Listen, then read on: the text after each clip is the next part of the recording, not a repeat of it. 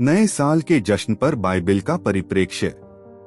Bible स्पष्ट रूप से नए साल के जश्न का उल्लेख नहीं करती है जिस तरह से हम आज इसे मनाते हैं, लेकिन यह नई शुरुआत, प्रतिबिंब और नवीनीकरण से संबंधित महत्वपूर्ण सिद्धांत, प्रतीकवाद और त्योहार प्रदान करता है। पुराने और नए दोनों नियमों में ऐसे तत्व शामिल हैं जो एक ईसाई की समझ का मार्गदर्शन कर सकते हैं कि नया साल क्या दर्शाता है और इसे ईश्वर की इच्छा के अनुरूप कैसे मनाया जा सकता है। यहूदी नव वर्ष रोश होशाना। यहूदी नव वर्ष रोश होशाना नए साल के जश्न के सबसे प्रमुख बाइबल कनेक्शनों में से एक है। रोश होशाना, जिसका अर्थ है वर्ष का प्रमुख, पुराने नियम में निहित है और यहूदी नागरिक वर्ष की शुरुआत का प्रतीक है। यह त्योहार 7वें महीने तिश्रेई के पहले दिन मनाया जाता है और इसका उल्लेख लेव्य व्यवस्था 23-25 में किया गया है। यहोवा ने मूसा से कहा, इस्राएलियों से कह कि 7वें महीने के पहले दिन को तुम विश्राम का दिन मानो, वह तुरही फूंककर स्मरण की जाने वाली पवित्र सभा हो। कोई नियमित काम मत करो, बल्कि प्रभु को भोजन भेंट चढ़ाओ। रोश हश्नाह योम किप्पुर प्रायश्चित का दिन के लिए चिंतन, पश्चाताप और तैयारी का समय है।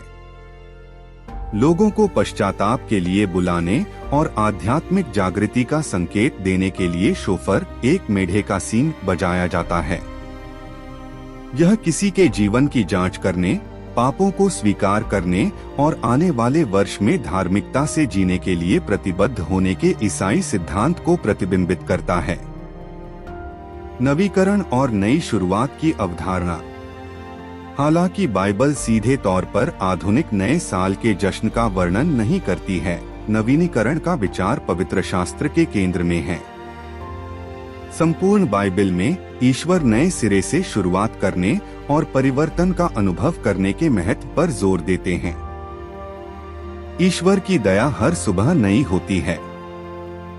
विलाप गीत 3:22-23 कहता है, प्रभु का दृढ़ प्रेम कभी समाप्त नहीं होता, उसकी दया कभी खत्म नहीं होती, वे हर सुबह नए होते हैं, तेरी सच्चाई महान है।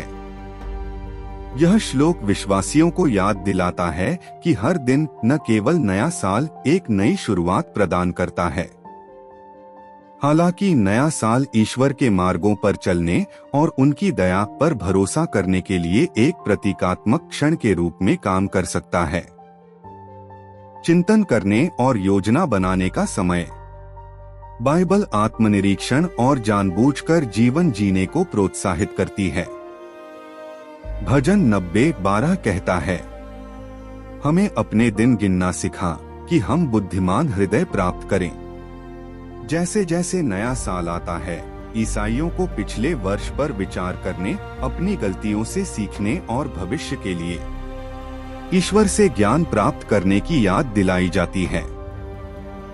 एक नई रचना बनना। प्रेरित पौलुस 2 कुरिन्थियों 5:17 में लिखता है, इसलिए यदि कोई मसीह में है तो नई सृष्टि आ गई है, पुराना चला गया है, नया यहाँ है।